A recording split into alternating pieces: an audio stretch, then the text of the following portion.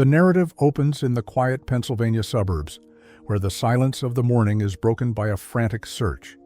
Dean and Cindy call out for their missing dog, Megan. Inside, the stress of domestic life immediately surfaces. Dean tries to comfort their young daughter, Frankie, assuring her the dog will return when she gets hungry, and goes to Mom to wake her up. But the breakfast table becomes a battlefield. Frankie refuses to eat her oatmeal, leading to a sharp rebuke from Cindy, who scolds Dean for making it with water instead of soaking the oats properly. Dean tries to keep the mood light, encouraging Frankie to eat like a leopard, but Cindy's patience is thin. The morning rush escalates into road rage as Dean drives them, screaming obscenities at another driver, while Cindy calmly reminds him he could kill someone. At her job as a nurse, Cindy faces a pivotal moment. A doctor offers her a position in Riverdale, praising her as his best nurse, but it would require moving the family or commuting long hours. During a checkup, she reveals the gender of a patient's baby, a girl, highlighting the new life surrounding her, while death creeps into her own. Meanwhile, coming back from work, she makes a traumatic discovery. She finds Megan's lifeless body and tells Dean about it in school. Then, Dean picks Frankie up and tries to shield her from the harsh truth, suggesting Megan move to Hollywood to become a movie dog because she had the looks. He drops Frankie off at Cindy's father's house, where the tension between Cindy and her dad, Pa, is palpable, hinting at a generational cycle of unhappy homes. The film flashes back to a brighter past. A younger Dean sits in an interview for a moving company. Despite having no experience, he charms his way into the job. He is shown moving an elderly man named Walter into a retirement home. In a display of deep empathy, even if it's not his work to decorate the room, Dean decorates Walter's room with his personal belongings, taping matches to the wall and hanging his uniform so that the place feels like home, not a prison. Dean shows off the rooms and rushes to the truck. Back in the grim present, Dean buries the dog in the backyard. He is exhausted, telling Cindy, "I'm just tired." Desperate to salvage their crumbling connection, Dean suggests they escape the house for a night to get drunk and make love. He calls a motel, rejecting the Cupid's Cove suite in favor of something called the Future Room. On the way, they stop at a liquor store where the ghosts of the past emerge. Cindy runs into an ex-boyfriend, Bobby Ontario. The encounter is painfully awkward. Bobby asks if she has been faithful, and Cindy nervously laughs it off. In the car, Dean's jealousy flares. He interrogates her about the interaction, furious that she didn't mention it immediately. Cindy admits she felt flustered, but Dean sees it as a betrayal of trust. We flash back to her side. She goes to her ex in a wheelchair and kisses him, saying she will meet up later, and she is taking care of her grandmother, asking her for relationship advice and reading her a bedtime story. And sees across the room Dean.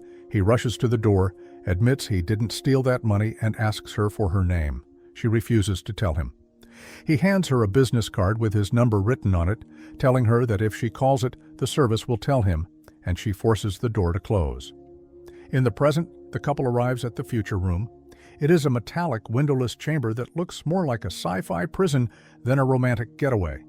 Dean jokes that they are inside a robot's vagina. The bed spins, and the atmosphere is sterile and cold. Cindy's mood has shifted. She calls her daughter to talk to her and goes to take a shower. There, he tries to make love to her, but she refuses. Later, she came out of the shower and danced with him. In the flashback, her ex-boyfriend waits for her, trying to apologize, but she refuses to listen to him and goes home. Meanwhile, Dean goes to check if she called, but there is no call. He charms his way into a conversation, discussing his belief in love at first sight with his coworkers. He claims he felt he knew her the moment he saw her, like hearing a song you just have to dance to. Later, he goes to Walter, but can't find it. He asks the other room, but still doesn't know what happened to him. He also asks what the girl was doing here that he met a month ago and tells her to say hi. Some days after they encounter on the bus, he excuses her to sit and talks about Walter, saying that he is not alive anymore. He shows her a picture of him, and she tells him a joke to laugh. And later they spend the night together walking the streets at night. Dean teases her about her medical aspirations, saying girls as pretty as her are usually supermodels. To prove she has hidden talents, Cindy sings the names of all the presidents. Impressed, Dean pulls out a ukulele. In one of the film's most iconic scenes, he plays and sings a goofy rendition of You Always Hurt the Ones You Love, while Cindy tap dances on the sidewalk. It is the peak of their romance, a perfect moment of connection. Inside the metallic walls of the future room, dinner turns into a disaster. The mood is shattered by a heavy conversation. Cindy asks Dean if there is anything he wants to do with his life, praising his capacity and potential. Dean takes offense, asking why he has to monetize his potential.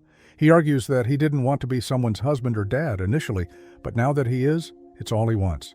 He describes his life as a dream. He wakes up, has a beer, paints a house, and comes home to her. But Cindy is unsatisfied, questioning his drinking and lack of ambition.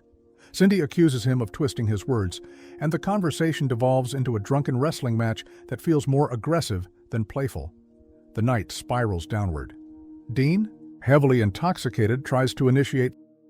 Cindy is unresponsive, lying there like a corpse. She tells him to stop, but Dean is frustrated by her rejection, claiming he deserves affection because he is good to her and Frankie. He asks if she wants him to hit her to make it okay, mocking the violence she might expect. Cindy, broken and detached, deadpans, "Yeah, hit me." Dean recoils, refusing to do it, screaming, "I'm not going to do it." She storms into the bathroom, locks herself in, leaving him pounding on the door in a futuristic nightmare. We cut to a starkly different memory.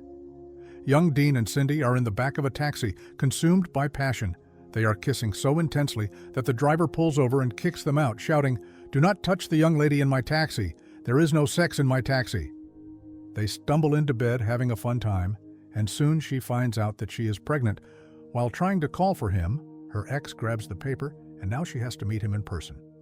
On a bridge, she is so quiet, and Dean goes to the edge and asks her to tell him what is happening. A tearful Cindy reveals to Dean that she is pregnant. Dean asks the inevitable question, "Is it mine?" Cindy admits she doesn't know, it could be Bobby's. Dean is stunned, asking what she is going to do. Cindy is paralyzed by indecision. The scene shifts to an abortion clinic. The doctor asks Cindy uncomfortable questions about her sexual history and the partner involved. She lies on the table, staring at the ceiling as the procedure begins. The doctor administers the local anesthesia and inserts the speculum. But as the reality sets in, Cindy panics. She demands they stop. She scrambles off the table, desperate to leave. Dean is waiting in the lobby. Seeing her distress, he doesn't judge or run. He embraces her, and in a moment of absolute clarity and devotion, he tells her, "Let's do it. Let's be a family." He accepts the child, regardless of paternity, cementing their bond. In the present, the sun rises on the wreckage of their marriage. Dean wakes up alone in the future room. Cindy has left early for work, leaving him stranded. In the past, she checked a voicemail and heard a series of aggressive, hateful messages from her, who threatens to mess him up for freeing him of his human decency. Fueled by a hangover and rage, they go to Dean to hurt him brutally. Dean shows up at the hospital where Cindy works, visibly drunk and chaotic. He interrupts Cindy at the front desk, creating a scene. Dr. Feinberg intervenes, trying to de-escalate the situation, but Dean recognizes him as the man who offered Cindy the job in Riverdale. Paranoia takes over. Dean accuses Feinberg of trying to steal his wife. The confrontation turns physical when Dean punches the doctor. As they are dragged apart, Cindy screams the words that end it all. "I want a divorce!"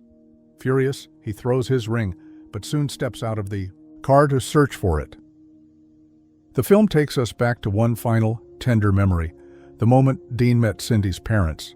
He arrives at their house for dinner, awkwardly carrying an eggplant because he didn't know if it was a potluck. The dinner is stiff. Her father, Pa, interrogates Dean about his lack of a high school diploma and his job. But later, in the bedroom, while trying to make love, he stops it and shows her a disc to play that Dean solidifies their connection. He plays a song for her, You and Me by Penny and the Quarters, telling her this is their song, something just for them, unlike the lame songs everyone else shares. We return to the devastating present. Back at their house, she rushes to her daughter, but she refuses her and goes to Dean. Dean hands his daughter and locks her father out to talk with her. He begs Cindy to talk. When she finally engages, she is cold and resolved. She tells him she has nothing left for him, that she doesn't love him anymore. Dean, desperate and crying, reminds her of her wedding vows. He pleads, "You said for better or worse, this is my worst, but I'm going to get better." He begs for a chance to fix it. The film intercuts this heartbreaking plea with their wedding day. We see them happy, reciting their vows, promising everlasting love. Dean holds a pregnant Cindy, kissing her, sealing a promise he is now trying desperately to keep. But in the present, the vow is broken. Cindy cannot do it anymore. She pulls away, telling him she needs space. Defeated, Dean walks away from the house. Suddenly, little Frankie runs out the door screaming, "Daddy!" She chases after him, confused and terrified. Dean stops, kneeling to hug her one last time, but he knows he cannot stay. He tells her to go back to her mom. As fireworks explode in the distance, an ironic echo of celebration, Dean walks away into the darkness, leaving his family behind while the credits roll on a love story that has run its course. Thanks for watching. If you enjoyed this recap, don't forget to like, comment, and subscribe for more videos like this. See you soon.